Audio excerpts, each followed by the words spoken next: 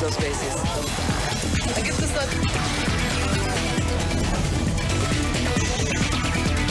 Zoom a la noticia con Andrea Bernal.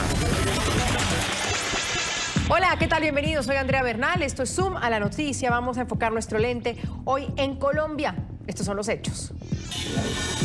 El gobierno del presidente Iván Duque y los representantes de los diferentes partidos políticos del país llegaron a los primeros acuerdos sobre los proyectos anticorrupción, entre los que están el congelamiento y la futura disminución del salario de los altos funcionarios del Estado, como por ejemplo los congresistas.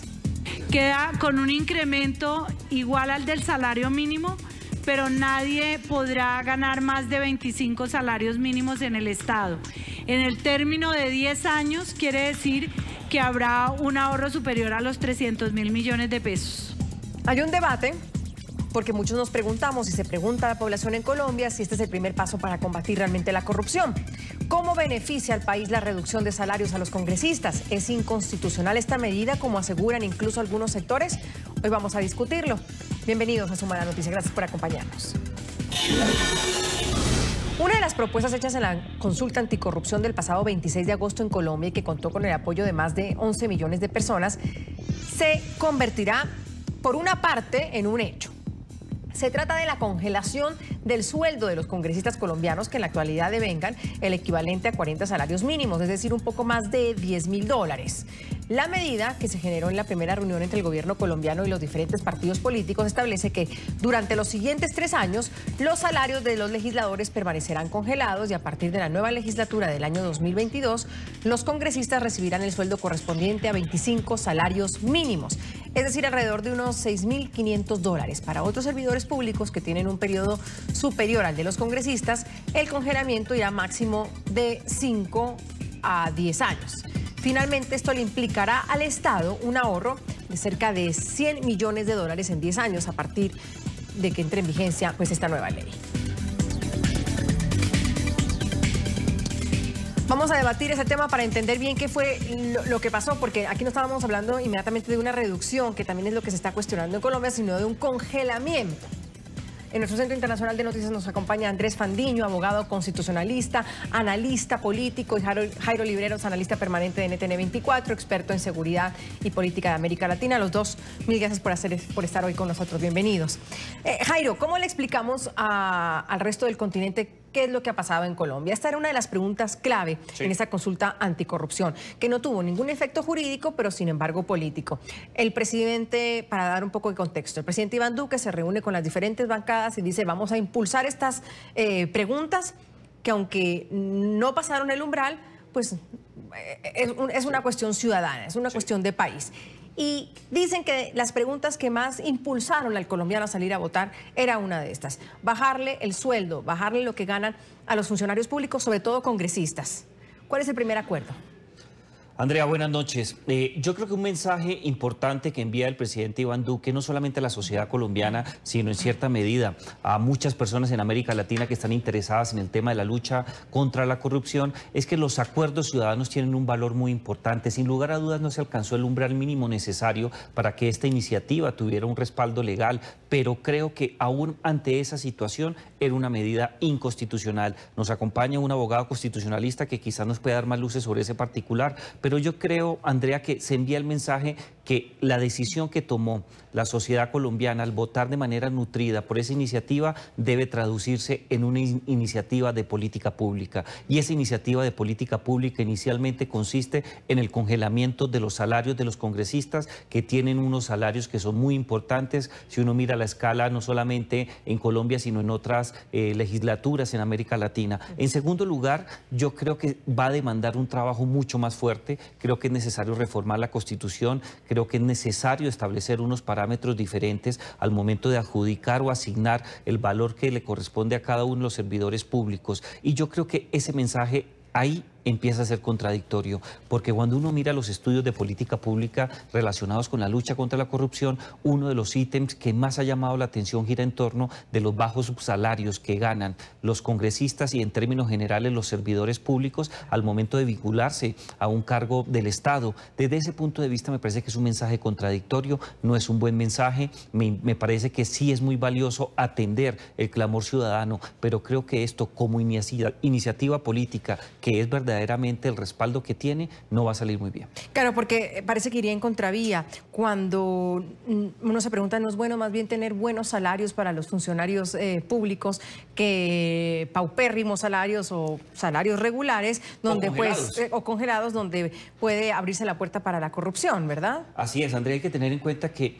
cuando uno mira, por ejemplo, lo que ha sido el mapa del perfil de los estudiantes en Colombia, uno de los principales obstáculos que tenemos de las facultades y de las universidades que tienen mayor prestigio por cuenta de la acreditación y por la autoevaluación académica, que es un proceso internacional, gira en torno del poco interés que tienen los estudiantes brillantes de vincularse al sector público, y figuran dos ítems que se han mantenido en los últimos 15 años. El primero de ellos es los bajos salarios, por eso no es llamativo para mucha gente. Y en segundo lugar, los problemas relacionados con las investigaciones judiciales. Si a este problema, que ya hace parte del día a día de la administración pública, le sumamos que vamos a disminuir los salarios, inicialmente congelándolos y muy seguramente quitándoles el peso necesario, cada día vamos a tener menos gente formada en las principales universidades interesadas en una carrera pública. Y yo creo que ahí también hay un mensaje equivocado que va a tener repercusiones en el corto, pero especialmente en el mediano plazo. Andrés, su opinión, porque sin embargo esto es genera réditos políticos. ¿Qué significa disminuir esos salarios? Es decir, ¿se está viendo desde el lado político o se lo está viendo de una forma técnica? Bueno, primero que todo, muy buenas noches, Andrea, muy buenas noches, Jairo, muy buenas noches a las personas que nos ven a esta hora.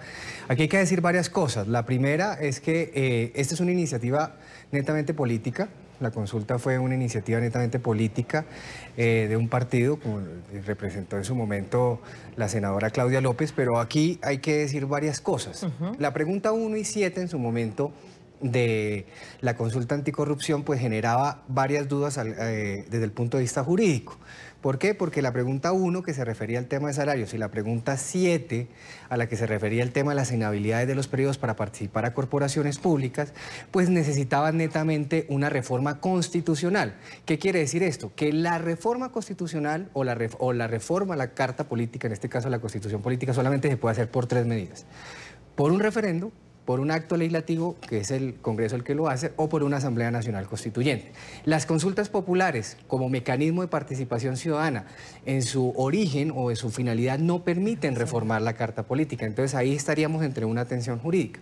Ahora, lo que pasó ayer, que es producto de una reunión que pasó hace 15 días entre el gobierno y todas las fuerzas políticas, pues era una mesa técnica que debía arrojar un acuerdo, y en este caso es la congelación de los salarios de los congresistas.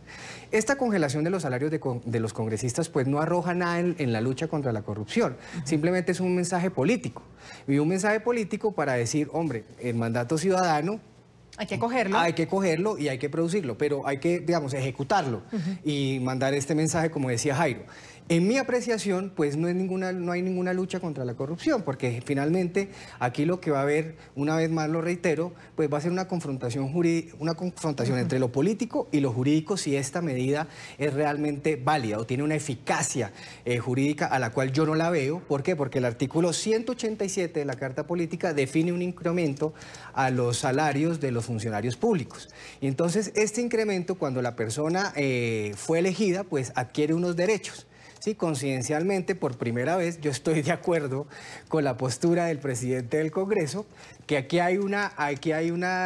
se adquieren unos derechos jurídicos, sí, unos derechos adquiridos, y pues va a generar, digamos, una tensión ahí. Ahora, hay que mirar cómo se va a desarrollar esta iniciativa, si es una reforma constitucional o cómo la van a desarrollar legislativamente, donde yo veo que automáticamente pues no puede haber una congelación de salarios inmediatamente, sino que tiene que pasar un proyecto de ley, ya sea de reforma, que tendrá un tránsito agravado de 8 debates, y eso dura más o menos un año, año y medio, y estos debates, pues si esta reforma constitucional sale adelante, pues automáticamente puede ser demandada por los ciudadanos a través de una acción pública de inconstitucionalidad, y la Corte Constitucional, quiero decirle de una vez de antemano, que los 9 magistrados tienen que declararse impedidos. ¿Por qué?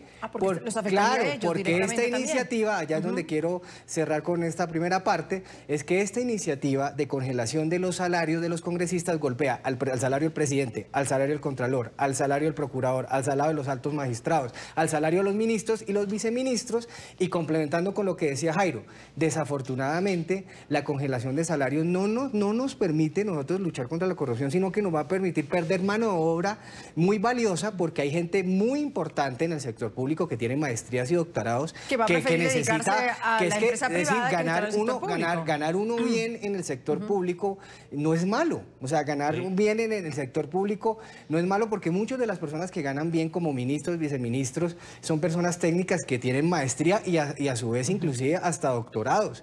Y entonces imagínense usted ver a una persona que haya obtenido un doctorado, sí, ganarse 6 o 7 o 8 millones de pesos, pues es absolutamente paupérrimo. Claro. Yo lo que invito es que, y eso se lo va a llevar inclusive el sector privado paga mucho mejor que el sector público.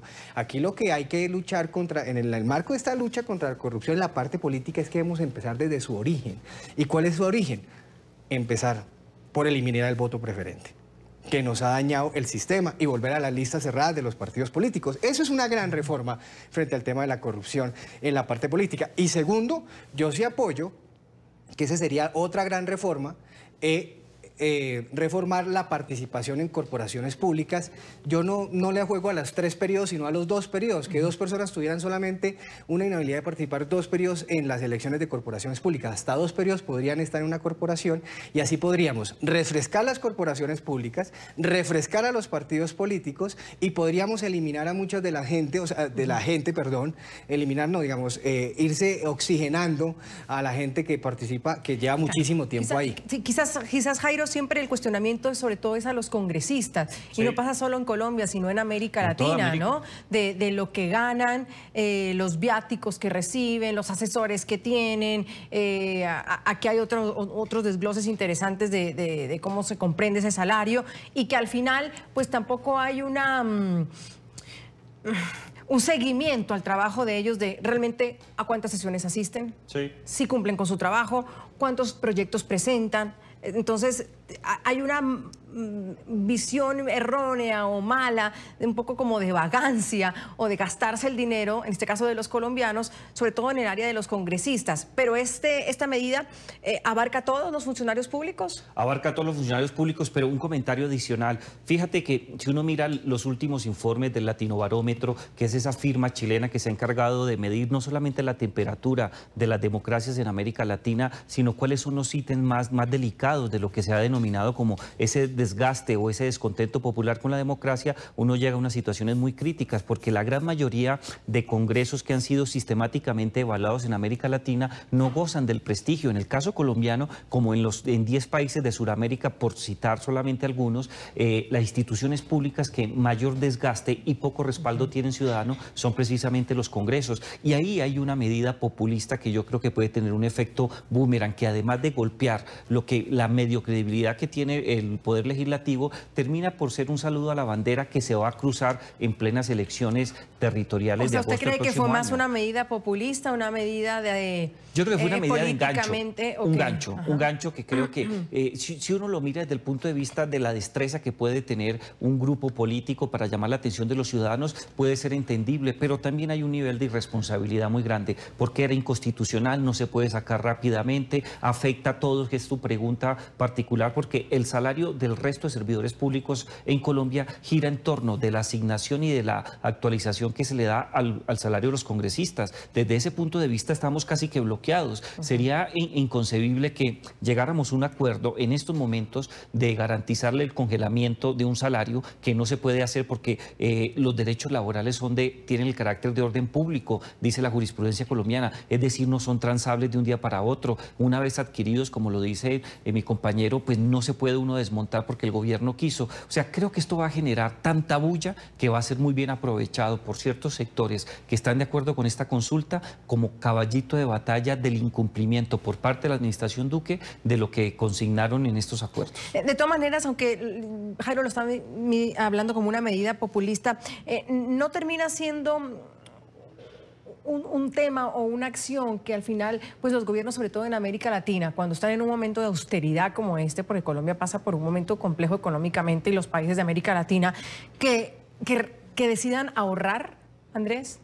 Sí, claro, digamos, eso puede ser una medida viable, digamos, una medida viable porque finalmente la congelación de los salarios de los congresistas o de todos los funcionarios públicos es una medida que ataca básicamente el gasto público, ¿sí? Y yo vería que la única forma de poder congelar estos salarios es que por medio de unas facultades extraordinarias entregadas al Ejecutivo, ¿sí?, se declare la emergencia económica y social para que el presidente pueda emitir decretos con fuerza de ley y estos decretos con fuerza de ley tengan control previo de constitucionalidad por parte de la Corte y así poder congelar todos los salarios.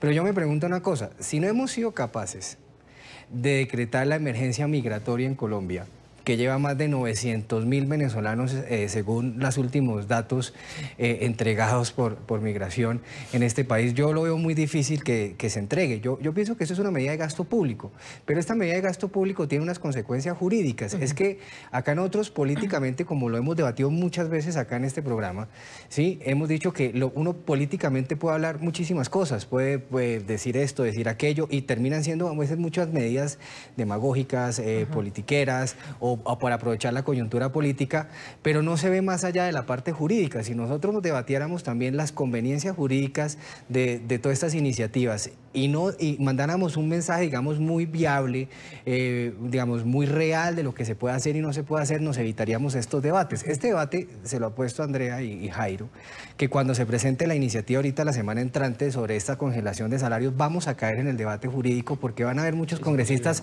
decir, es que esto no es legal, es que esto no es constitucional, y se va a quedar ahí, y el gobierno va a empezar a asumir un desgaste por haberse metido en este cuento que de una manera directa, sí, lo desgasta, o sea, lo va a desgastar porque él no puede, digamos, ya salirse después de lo que hablamos hace unas semanas. Claro, aquí se montó la coyuntura de la consulta, que era un mandato ciudadano. No puede dejar eso a medias. Pero yo le hubiera aconsejado al gobierno, arranque por la esencia, arranque por la reforma de las inhabilidades de los 2 periodos, que esa sí es la esencia contra la corrupción o incluso en ese tema. Por otras preguntas, por otras preguntas. Pero lo de la congelación del salario, pues no solamente va a golpear a los congresistas, sino que va a terminar abriendo un boquete muy grande, una caja de Pandora muy grande alrededor de los salarios de todos los funcionarios públicos, porque ¿qué tiene que ver el salario de un viceministro con un salario de un congresista? O sea, yo decir, si el debate va a girar en torno a los salarios, yo decía, oiga, que gire en torno a los salarios de los congresistas, pero no que no gire en torno a los salarios de los demás funcionarios públicos, porque finalmente los magistrados, los viceministros, los ministros, el procurador, el contralor, pues hay gente preparada, gente que ha estudiado y que no tiene nada que ver. Yo lo que invito es que haya mejores salarios. Sí. Y lo que hay que realmente empezar a debatir en Colombia es el salario mínimo, es decir, hasta dónde podemos subirlo, hasta dónde podemos llegar para que la gente pueda tener un mínimo vital. Mire que hay una sentencia una sentencia de Carlos Gaviria hace muchos años, cuando habló del mínimo vital, del maestro Gaviria, que decía, no, la idea no es enriquecer al rico, sino que la idea es enriquecer al pobre cada día más, a través de una política pública. Eso es lo que decía el maestro Gaviria. Pero sin duda ese del salario mínimo es otro tema de debate en Colombia. Jairo, antes de ir con Catherine Miranda, que es representante de la Cámara por el Partido Verde. Fíjate una cosa, tú traías a colación la necesidad de hacerle un seguimiento al trabajo de los congresistas. Si nos subimos, como por lo menos como lo estableció la Más Casa bien ahí de se está Nariño. luchando contra la corrupción, quizás. Sí, pero fíjate, toca mirar si esta iniciativa que se llegue a cristalizar, qué efecto positivo tuvo en la reducción de los estándares de corrupción del país. Y yo creo que de entrada eso va a ser un fracaso, porque es muy difícil pegar la variable de altos salarios, entre comillas altos, al tema de la corrupción. Si esta es realmente una iniciativa de política pública, hay que crear de manera inmediata un estándar que me permita determinar con el paso del tiempo de qué manera se beneficia la disminución de los salarios, que va a terminar, si se llega a cristalizar, de todos los servidores públicos en beneficio de la corrupción. Porque pensar que lanzar esta iniciativa, congelarla, sin establecer un rasero claramente delineado en materia de política pública para determinar qué ganamos con esta reforma, yo creo que sí sería un saludo a la bandera que no tiene cabida cuando estamos hablando de luchar contra la corrupción. Katherine Miranda, representante de la Cámara por el Partido Verde, nos acompaña también con otra visión del tema que estamos debatiendo hoy en Zoom a la noticia. Señora Miranda, gracias por acompañarnos. Bienvenida. ¿Por qué empezar por el congelamiento del salario de los funcionarios? Muchos se pueden preguntar qué tiene que ver eso o cómo lo asociamos con la lucha contra la corrupción. Bienvenida. Buenas noches, Andrea, mil gracias por la invitación. Saludo a los panelistas. Es importante llevar al Congreso de la República y que sea realidad el congelamiento de los salarios de los congresistas por la simple razón que esa fue la pregunta que tuvo mayor votación en la consulta anticorrupción. Las personas están cansadas de ver cómo los congresistas ganan altas sumas de dinero y el pueblo no, digamos, no gana en esa misma proporción. Claro que no es una medida populista, porque no se está hablando de todos los funcionarios públicos, en ningún momento se está hablando de los viceministros que ganan menos de 25 salarios mínimos, se está hablando desde los funcionarios que ganan 30, 35 millones de pesos, que creemos que la mujer del César no debe parecer, sino también ser, y los congresistas tienen unos salarios altísimos y creo que hay que darle un mensaje a la ciudadanía de austeridad, como dice el presidente Duque. Nosotros estamos muy en la línea de que se tienen que reducir los gastos. Y estoy en desacuerdo con el panelista que dice que eso es populismo. Entonces también es populismo el que el presidente Duque y el ministro de Hacienda haya presentado esta mañana frente a las comisiones terceras y cuartas que hay que hacer una reducción en el gasto, pues digamos, del Estado colombiano, donde hay que suprimir, donde tiene que fusionar varias entidades. ¿Eso también es populismo? No, eso es una responsabilidad que se tiene que tener como Estado frente a la sociedad,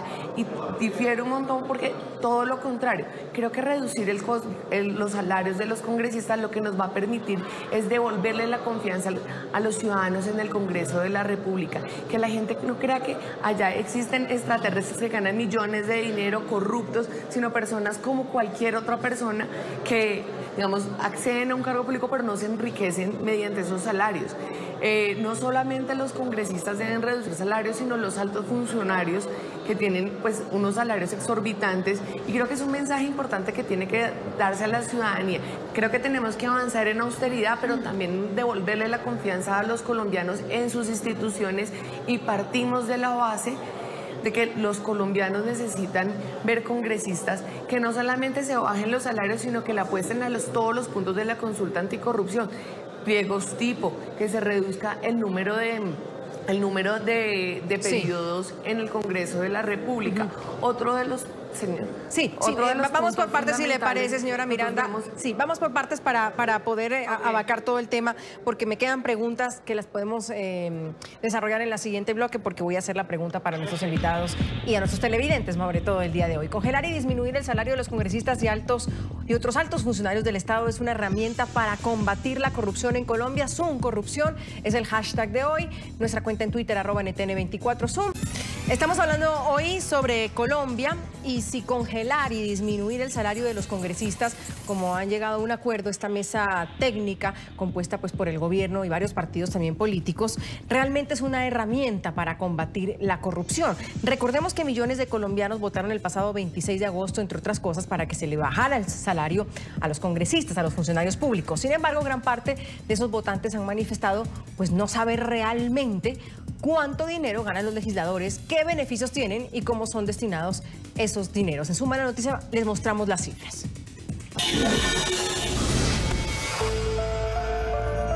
Muchos se preguntan, ¿cuánto dinero recibe un congresista?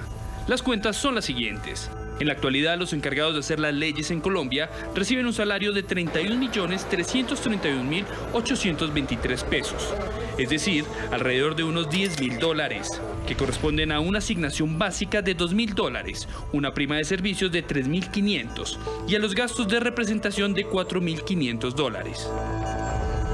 Sobre este valor se hacen los respectivos descuentos de retención a la fuente, aportes a salud y pensión, que equivalen a unos $2.500, es decir, que reciben $7.500. Los honorables congresistas además tienen el derecho de recibir semanalmente un tiquete ida y vuelta a cualquier destino del país, que no están relacionados en su salario mensual. Es necesario decir también que los legisladores tienen otros gastos adicionales referentes a su trabajo, entre los que se encuentran los traslados de las comisiones dentro del territorio colombiano.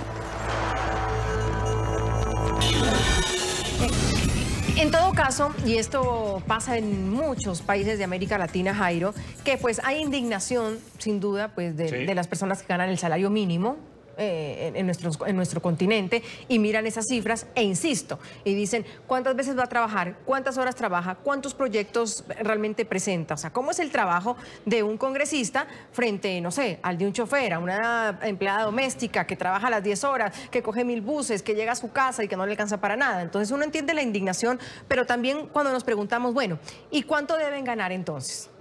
¿Cómo es ese cálculo? ¿Qué es mucho y qué es poco?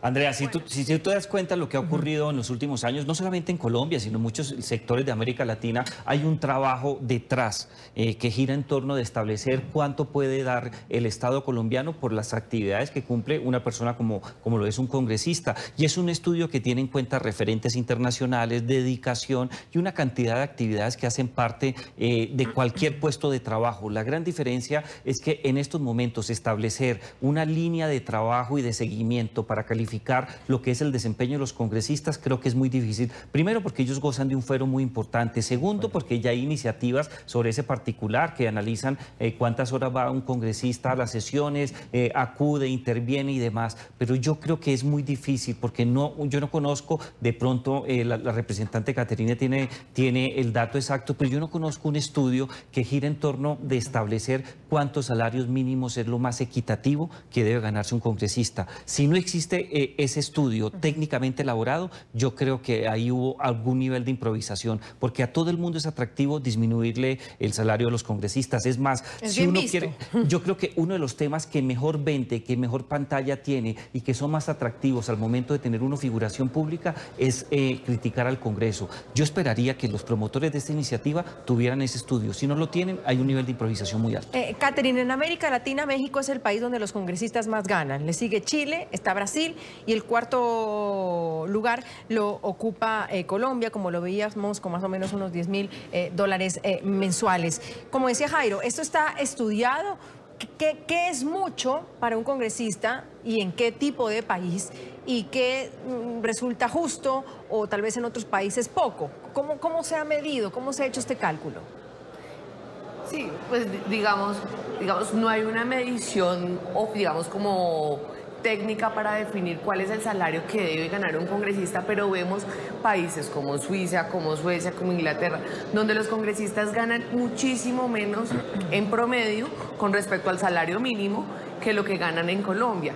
No es una medida populista en ninguna manera, no es una medida inconstitucional tampoco como lo decía el panelista anteriormente, porque acá lo que se está diciendo no es que se vaya a disminuir el salario de los congresistas, sino que se va a congelar. En ese orden de ideas no se afectan los derechos con los cuales llegaron los congresistas actualmente, sino se congela por estos 4 años y a partir de la próxima legislatura, a partir del 2022, del próximo periodo constitucional, se va a ver una reducción hacia 25 salarios mínimos. Y el tema no es que sea técnico, no. O sea, mi pregunta es, ¿cualquier colombiano estaría feliz de vivir con 19 millones de pesos al mes? Porque un congresista no lo va a hacer. Yo soy congresista y creo que los costos, como decía el presidente del Senado, el senador Macías, que es que los congresistas gastan muchísimo dinero, pero creo que no es adecuado porque creo que nosotros tenemos parecidas responsabilidades a las que tiene cualquier familia colombiana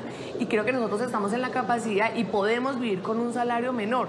Entonces es un mensaje importante a la ciudadanía y creo que si bien no hay un estudio que determine cuál es el valor ideal para pagarle a un congresista, creo que no cabe duda para ningún colombiano que un congresista puede vivir con 19 millones de pesos al mes. Eso es, lo lógico y que no necesitamos estudios de ningún tipo para saber que podemos vivir con 19 millones de pesos al mes. Sí, ahora, Andrés, antes de quisiera revisar cuando el presidente del Senado, Ernesto Macías, pues asegura que congelar los salarios de los congresistas es inconstitucional, lo que usted nos decía. Y frente a esto, la senadora Claudia López le respondió vía Twitter lo siguiente.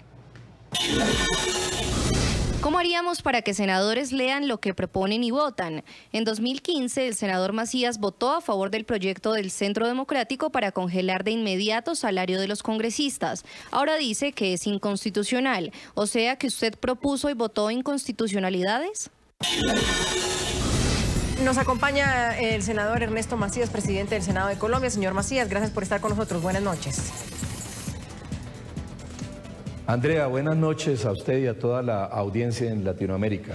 ¿Cuál es su opinión sobre esta propuesta de congelar los salarios de altos funcionarios estatales y congresistas? ¿Por qué la consideran inconstitucional?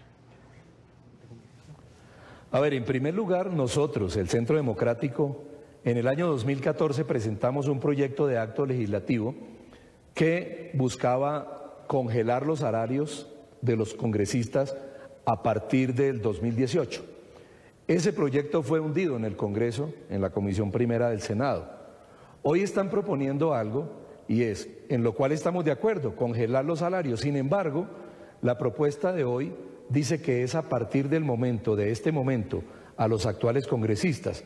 Yo no defiendo mi salario, ni me faltaba, sino que hay unas circunstancias que lo impedirían. ¿Cuáles? Que está preestablecido en la Constitución un salario para los 4 años del periodo de los congresistas colombianos.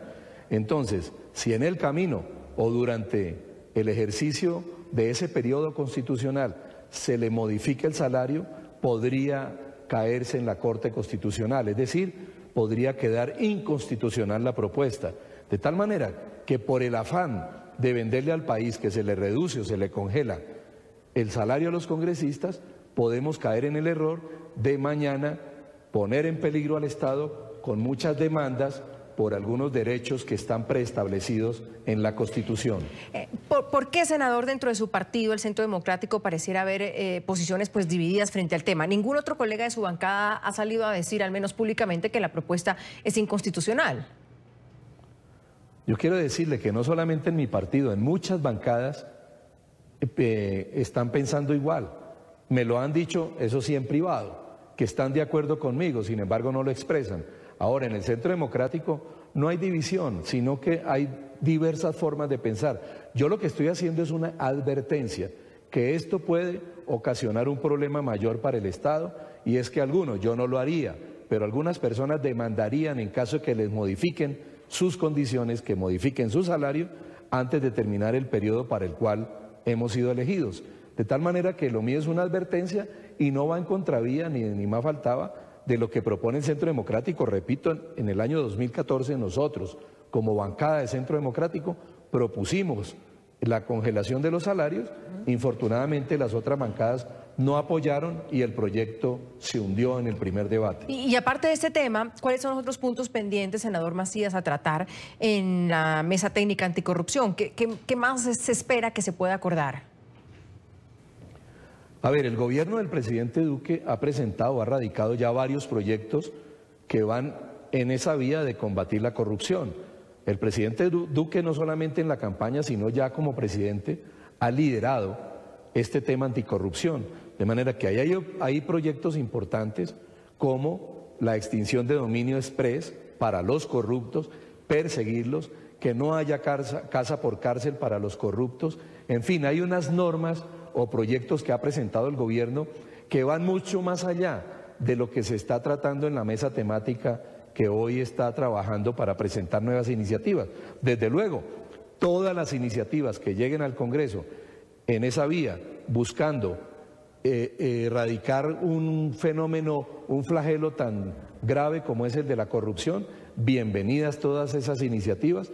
Habrá que acumular algunas y Dios quiera, digo yo, vamos a sacar adelante en este periodo legislativo, en este primer periodo que termina el 16 de diciembre, antes de esa fecha, haber aprobado por el Congreso muchas de las normas que se están presentando en esa misma vía o en ese mismo sentido de combatir la corrupción.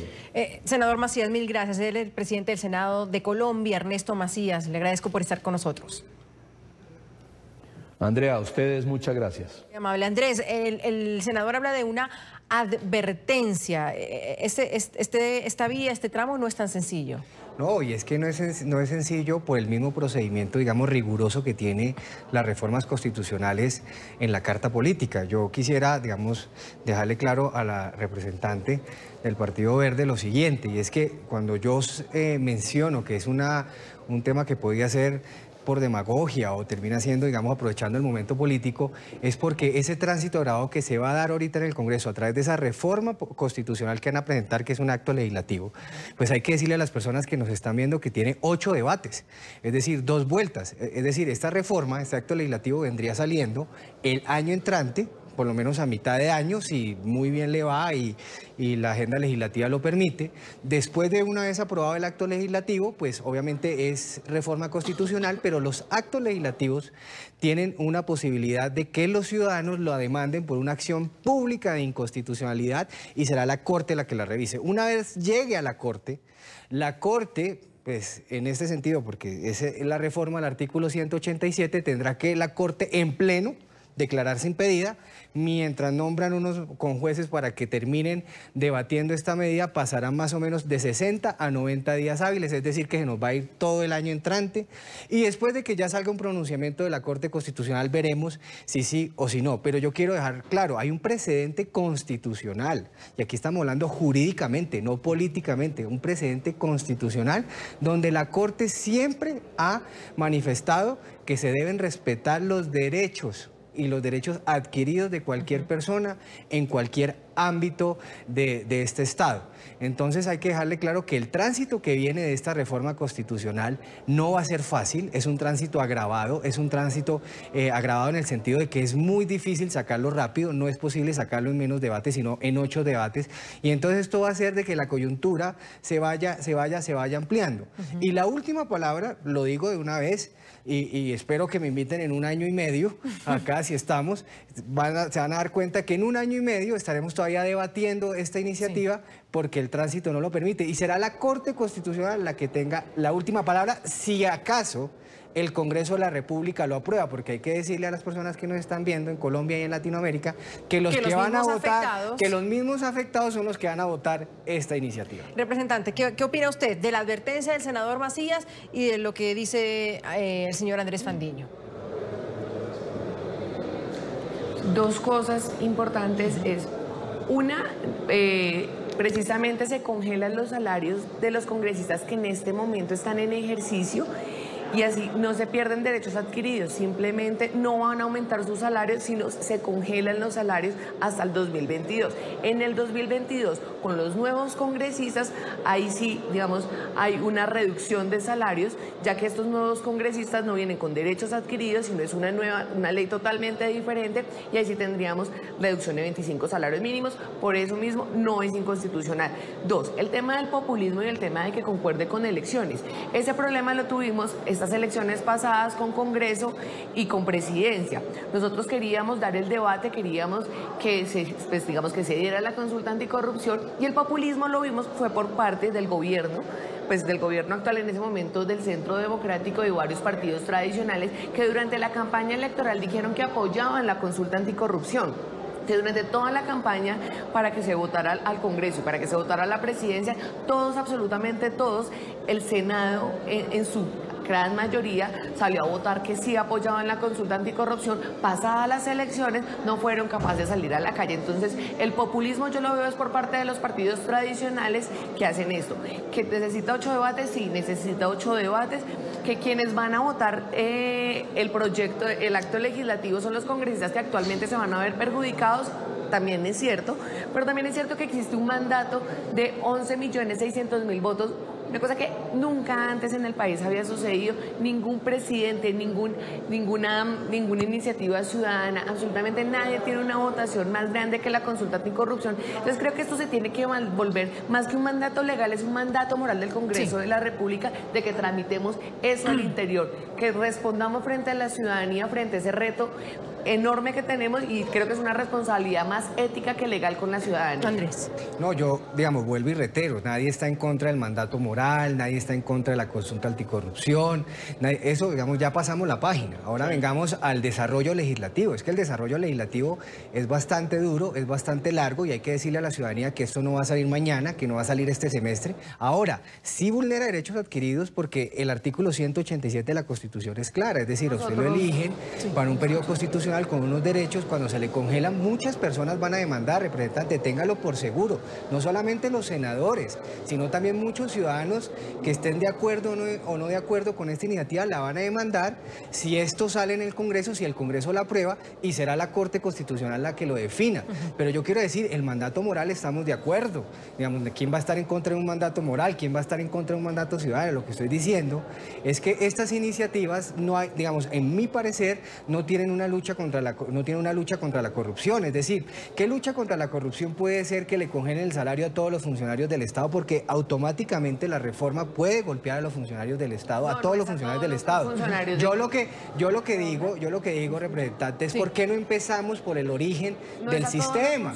¿Por qué, representante, un momentico, representante, un segundito, yo la dejé hablar, representante, por favor, representante, por favor, yo la dejé hablar, yo lo que quiero mandarles el mensaje a usted que es representante a la Cámara, ¿por qué no empezamos por el origen del sistema? ¿Por qué no arrancamos con la gran reforma de eliminar el voto preferente, volver a las listas cerradas e interponer la reforma de 2 o 3 inhabilidades de participación? Así reformamos la política, así reformamos la corrupción y así acabamos este sistema político que tiene tan permeado la parte legislativa y tan desprestigiada el Congreso. Esa es la verdadera reforma que necesita el país para acabar la corrupción en la parte política. Ahora sí, representante, adelante. Dos cosas. Uno, le cuento que yo soy autora del proyecto de ley que vamos a presentar la próxima semana, que también va a ser parte del paquete de las medidas anticorrupción, pero presentadas desde el legislativo, de hacer una reforma electoral real, donde se cierren listas, donde efectivamente sea el Estado quien financie los partidos políticos. Entonces, digamos, no solamente, digamos, en la consulta anticorrupción, sino, digamos, desde la iniciativa legislativa también hay varias cosas que nosotros proponemos. Es una reforma al sistema electoral colombiano para que se vuelva un sistema electoral. Ese es el origen de todo, representante. La congelación de los salarios no lleva a lucha contra la corrupción. De acuerdo, pero me deja hablar, por favor. No es cierto también que digamos que todos los sueldos de la función pública se vayan a reducir con el salario de los congresistas. Es mentira, es el sueldo de aquellas personas y altos funcionarios que ganen más de 40 salarios mínimos. De eso estamos hablando, ¿quiénes? Estamos hablando de congresistas y magistrados. Pare de contar. O sea, ni siquiera los ministros alcanzan ese tope. Entonces, eso es parte de uno de los mitos y las mentiras que se inventaron alrededor de la consulta anticorrupción. Vamos a una pausa, si les parece. Nuestros televidentes también quieren ser parte de este debate, cuando hoy preguntamos si congelar y disminuir el salario de congresistas y otros altos funcionarios del Estado, pues es una herramienta para combatir realmente la corrupción en Colombia. Subcorrupción es el hashtag de hoy. Sofía dice, claro que sí, es una herramienta para acabar con tanta corrupción que existe en el gobierno. Richard, esta propuesta es anticonstitucional. No entiendo por qué congelar y disminuir el salario cuando los congresistas merecen cada peso. Bueno, ese es otro debate, ¿no? Si merecen o no. Pero gracias, Richard, porque ese debate lo podemos hacer también. Del merecimiento. ¿Verdad? Del merecimiento de los congresistas en Colombia y en América Latina. O si deberían trabajar ad honorem, por último, ¿no? Pero fíjate, Andrea, que en algún momento se trabajó así. Sí, claro, muchos concejales no tenían. Y fíjate que en Colombia los debates de la Asamblea Nacional Constituyente giraron en torno de argumentos completamente diferentes a los que el comité está aprobando ahora. Se decía, a los concejales hay que pagarles para que se alejen de la corrupción. Richard nos trae un excelente debate. Asuma la noticia, por favor, la producción lo apunta. Camila también dice, no solo deberían disminuirles el salario, sino también establecer una entidad de seguimiento para saber si cada congresista cumple con su deber o no. Así se acabará la corrupción. Seguimos aquí en Suma la Noticia. Hoy debatimos si congelar y disminuir el salario de los congresistas y otros altos funcionarios del Estado, como está propuesta en una pregunta que se les hizo a los colombianos en la consulta anticorrupción, pues es realmente una herramienta para combatir la corrupción en Colombia y qué tan viable es. Jairo, hablábamos de esa importancia de tener buenos salarios para tener buena gente y me parece un argumento válido, pero en otros países y ahora en Colombia, para algunos iríamos en contravía. Iríamos en contravía. Es más, fíjate, una de las reformas más importantes que trae la Carta del 91, que sin duda no es el momento de enumerar, pero uno de los temas más acuciantes en el año 91 giraba en torno de los salarios de un sector específico de la clase política colombiana o de la administración o de la función pública, y era el de los magistrados, el de los jueces en Colombia. La decisión que se adoptó en su momento, con muchos estudios, gira en torno de triplicar el salario de la rama judicial para que los magistrados de las altas cortes, los magistrados de los tribunales, los jueces del país tuvieran no solamente un salario mucho más digno, sino que se convirtiera en un elemento atractivo para que los estudiantes de facultades de diferentes lugares del país acudieran a la rama judicial a hacer su judicatura, a tener la oportunidad de hacer una carrera judicial muy importante. Ahora el mensaje es completamente diferente. Van a perder poder adquisitivo, van a ganar menos dinero. Claro, uno puede vender las cosas como que se congela durante algunos años, pero pues eso ya es una traba que va a afectar la rama judicial.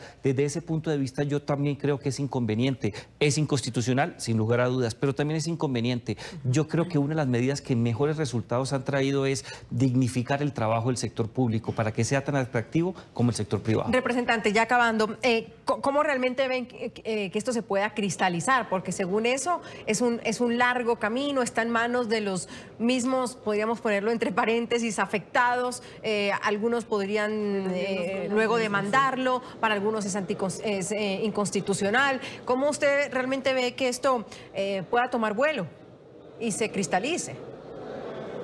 Rápidamente, sí, rápidamente dos cosas. O sea, mejor salarios altos no implica automáticamente mejores personas. Si uno ve quiénes están en el Congreso de la República, hay personas que no tienen ninguna, digamos, estudios o ninguna formación académica y son muy buenos, pero también hay personas que llevan muchos años acá y también son buenos, pero hay otros que, digamos, no tienen ninguna formación política y no están a la altura, digamos, del proceso y el debate que tenemos que tener acá adentro. Entonces, tener sueldos altos para tener los mejores, eso no lo hemos visto en el Congreso. Si nos damos cuenta, creo que de todos los congresistas, solo 2 personas tienen doctorado. Entonces, la relación no es, digamos, no es tan directa.